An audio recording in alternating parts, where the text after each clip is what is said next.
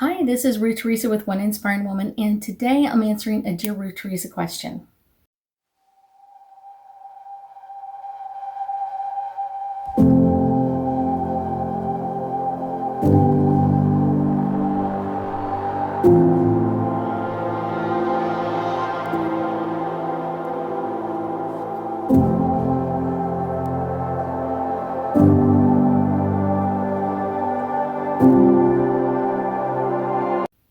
So the question is, Dear Ruth Theresa, how do I begin meditating?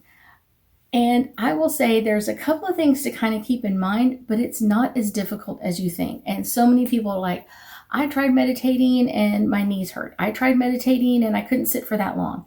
So I'm going to discuss all of those. And if you have any new questions or something like, hey, you didn't cover this, please leave a comment below. I will definitely answer it. I love meditation, and I think most people, or almost all people, would benefit from meditating more often. So let's talk about some of the beginning things. Is number one, find a secure location. Find someplace that you feel secure and comfortable. If you're doing it in the living room and you're afraid your family's going to walk in just a minute from school or something like that, and you're going to have all this noise to deal with, don't do it there. Go do it in your bedroom, or go do it in a sitting room or something like that, or in your office with the door closed. So do it in a place where you feel like I'm comfortable. No one's going to come in and bother me. No one's going to come in and talk to me for a few minutes. Number two is find a comfortable position. Now, I would say a lot of times we love that picture of that beautiful woman going in the lotus position, and just she looks so comfortable. She looks like she's meditating. She looks like she's having a great time doing it. That's great if you want to try in the lotus position. It's not necessary. Let's hear that again. It's not necessary. Find the comfortable position for your body. Now, to me, if I was doing it in my office, I'd be sitting in my comfortable chair. I would be sitting with my back straight because that's comfortable for me. I would most likely have my feet tucked up underneath me because that's the way I like it. And so if I were doing it in my bedroom, I would be sitting on my master bedroom on the bed with my back up against the headboard. I like my back straight, and I like to be in very comfortable positions. And also, if I feel like I'm going to fall asleep, I'm going to do it in my bedroom, because if I fall asleep, I'm already in bed. That makes it a little bit more nice. Now, if kind of underneath this one, kind of like 2A, is, are you a wiggly person? Are you the type of person that wiggles a lot and kind of like has to move around, or can't really hold still? Then don't do a meditation where you're sitting still. Not necessary. I often tell my wiggly people to do it in a place where you can meditate and move around. So maybe that's on the floor. Maybe that's in the middle of your bed so that you can move around while you're doing the meditation. Now, it's more comfortable that way. If you're trying to hold your body in one position and not move at all and not scratch or anything else, you're going to go insane. So make sure that you feel like you can move around. I tell my students, if you have an itch, scratch it. If you have an itch on your face, scratch it. And wherever you have an itch, do it, because it's one of those, you're kind of revitalizing your energy in that area. And sometimes we do it in places that we don't even realize, like that's where we really need to be pushing our energy at. But it's one of those, if you're trying to hold still, you're not going to be comfortable, and you're going to be like, this itch is getting worse and worse and worse and worse, and I just have to do anything else. And now you're not concentrating on the meditation, you're concentrating on the scratch. Not good. So make sure that you're finding a comfortable position. And if you're a wiggly person, make sure that you are doing it in a place where you can wiggle around and move, where you're not going to hit anything or knock anything over, and you will feel comfortable in that position. Number three, really the basics of meditation are to concentrate on your breath. And concentrate on deep breathing, filling up your lungs, and releasing that. And it is one of the things that I love the best about meditations. At the beginning, I absolutely could not stand it. And I was just like, I don't know why I have to breathe so much. And I realize now, as I'm calling out meditations for other people, that a lot of times they're almost holding their breath. And so it's important to remind them, take a deep breath. It reminds me, as the person who's calling out the meditation, to take a deep breath. So much better and easier. So that brings us to lesson number 4. is when I'm doing someone else's meditation, something that I didn't create myself, I will listen to that meditation from the very beginning to the very, very end, and then I will decide if it's something that I want to do. Sometimes people use words I don't really care for. Sometimes I don't mean cuss words. I'm just like, it doesn't work well with me. So if there's wordage or verbiage that I don't really care for, I'm not going to do that meditation. I'm going to find something else. And so I really listen to it completely. And then I decide, is this a meditation I choose to do, or is this not a meditation I would choose to do? Very important. Number 5 is try different music. Don't just try one type of music.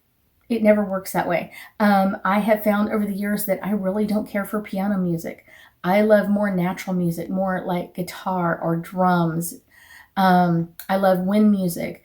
You know what I'm saying? Like Native American wind music, that sort of thing, Native American flute music, all of that kind of stuff. That's what I really resonate with. And I love that type of music. Piano, for whatever reason, just doesn't work for me. And so finding music that works for you is the absolute best. And I think it can make you feel so much easier, so much more secure when you're doing it, and really a great relaxation. Now, when I start getting my students ready for Psychic 101, my first class, I will tell them all of these things, and I will tell them, make sure you try different types of meditation. And almost to the funny part of it is like, find ones that you really don't like. Ooh, I really did not like this one. I did not like her voice, or I didn't like his voice, or I didn't like the music that they played with it, or I didn't like the words that they used. That's okay, because when you kind of go, okay, I didn't like this, I like something else, that kind of helps you find out what you do like. Where do you want to go? What kind of music do you like? And like I said, it kind of finds out where you want to relax in your system, the words or verbiage that they call out. And I even tell my students, it's great to listen to my meditations, but it's not completely necessary to do the class. I'd add a few in if you're going to class with me, but for the most part, find someone else's meditations. Don't just hook yourself into one person's meditation. It's really harsh, and it's one of those, and then you eventually turn out going, I can't meditate to anybody else's music but Ruth Theresa's.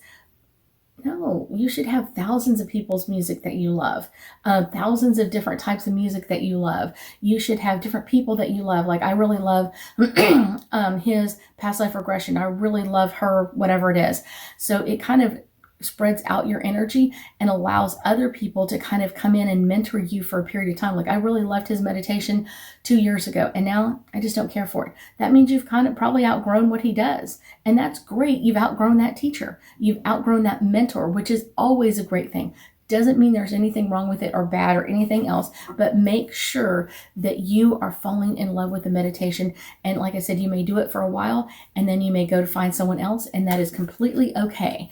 It is completely great. So let's pull some angel cards and get us a little bit more information about meditation for beginners. This one is popping forward. The first one is Serenity.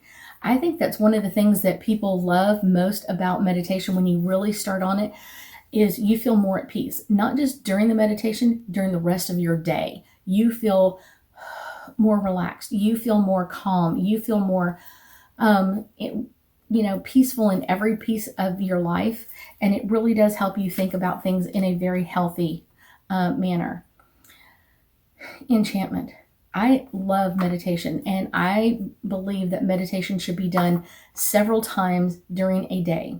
One of the things I often tell my students is when you start meditating either morning or evening, doesn't matter, but 3 to 5 minutes.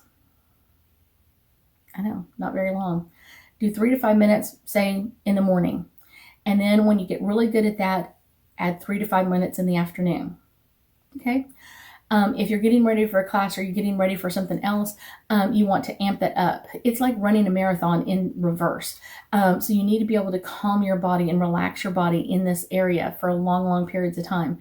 So once you kind of get good at the 3 to 5 minutes, start adding some time to that. Maybe you're doing a 5 minute, maybe you're doing a 10 minute, maybe you're doing a 12 minute, and kind of just amping it up, but mixing it in with the shorter versions. And then you can start adding shorter versions during the middle of your day. So if you only have 10 minutes between meetings, do a quick 3 to 5 minute meditation. If you have 2 or 3 minutes here, do that. Just kind of get into that breath for just a moment of just relaxing your breath, just relaxing your body, and then try so many different types of meditation.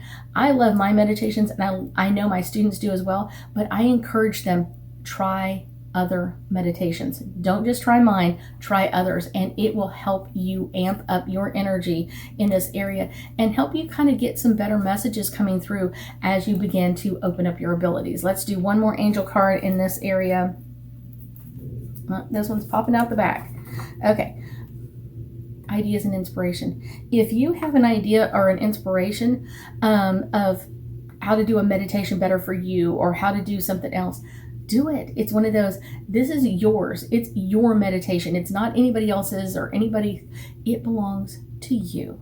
So try different meditations, try different musics. But then if you have an idea of like, I would love to go meditate on the water. That's an interesting idea.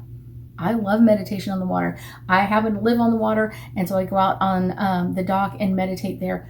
Amazing. I love to meditate while I'm laying in the grass. I try different types of meditation, and that's how I found what meditations really, really resonate with me. That's most important. So finding the meditations that work for you.